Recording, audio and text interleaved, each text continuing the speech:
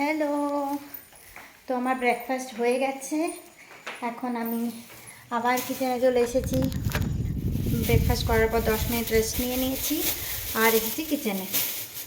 কারণ এই যে মা কতগুলো কুলেখাড়া শাক পাঠিয়েছিল, সেইগুলো এখন বাছবো আর রান্নাও করব।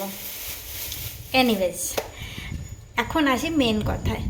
মেন কথাটা হলো, তোমাদের মধ্যে অনেকেই ভাবছো যে আমি হঠাৎ বাংলায় কেন কথা বলছি, আমি তো হিন্দিতে ব্লগ বানাই।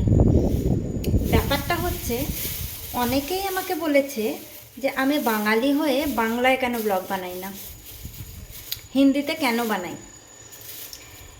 তো এটা আমি আগেও এক্সপ্লেন করেছিলাম। আর কলকাতা থেকে লোকেরা বা পশ্চিমবঙ্গে থেকে লোকেরা আমি বাংলায় ব্লগ বানালে দেখবে কি দেখবে না সেটাও আমি বুঝতে পারিনি। I was total confused. সেই ভেবে আমি হিন্দিতে ব্লগগুলো বানাই। যাই হোক, আজকে ভাবলাম তোমাদের সবার কথা রেখে বাংলায় একটা ব্লগ বানানো যাক। তোমরা যদি এই ব্লগটায় ভালোবাসা দাও, লাইক করো, তাহলে আমি এবার থেকে কন্টিনিউ বাংলাতেই ব্লগ বানাবো। হলো না গুড নিউজ? সকাল সকাল সারপ্রাইজ দিলাম। যাই হোক, তো এই হলো আমার আজকের কথা। এটা আমার বলার ছিল। এখন আমি এই কুলেখাড়া শাকগুলো পাচ্ছি, যেহেতু মা দিয়ে পাঠিয়েছিল।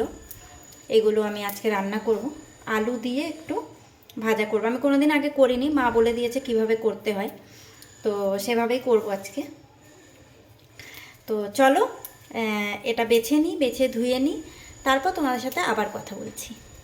হঠাৎ করে রান্না করতে করতে একটা ধপাস করে আওয়াজ পেলাম, আর দেখো কি হয়েছে। এই দেখো, দেখতে পাচ্ছ? এই ল্যাম্পটা এই যে এখানে ছিল জানলার পাশে, আর এতই হাওয়া আসছে যে এটা পড়ে গেছে।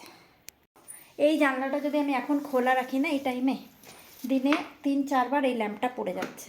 অতএব আমি কি করেছি, আমি এই কাঁচের জানলাটা আটকে দিয়ে অল্প একটু নেটটা লাগিয়ে রেখেছি। এইভাবে আমাকে কাজ করতে হয় কাজের মাঝে। যাই হোক, শাকটা আমি বানিয়ে নিয়েছি। এবার আমি মাছের ডিম ভাজা করব, একটু আলু পেঁয়াজ দিয়ে, আর একটু ধনেপাতা দেব। তো চলো আমি রান্নাটা করে নিই, তারপর তোমাদের সাথে আবার কথা বলবো। বাই।